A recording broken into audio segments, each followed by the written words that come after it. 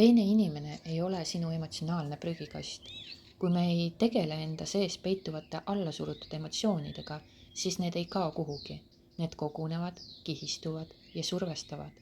Ja lõpuks tulevad välja. Enamasti vale hetkel, vales kohas ja vale inimese peal. Sageli just selle inimese peal, kellest me väga hoolime.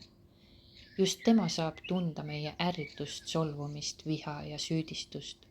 Mitte sest tema vääriks seda, vaid sest meie sees on kogunenud midagi, mida me pole julgenud vaadata. Aga keegi ei taha olla kellegi emotsionaalne prügikast.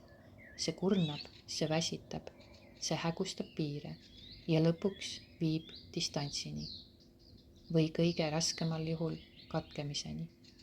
See ei tähenda, et sa ei tohi olla aus oma tunnetega. See tähendab, et sa õpid neid ise hoidma, kuulama ja vabastama, enne kui need muutuvad relvaks, mida suhe ei suuda kanda. Sinu emotsioonid on sinu vastutus, mitte kellegi teise, mitte partneri, mitte lapse, mitte vanema. Kui sa õpid oma emotsionaalset ruumi ise puhastama, siis suhe ei pea enam olema puhastustuli, vaid saab olla ühendus.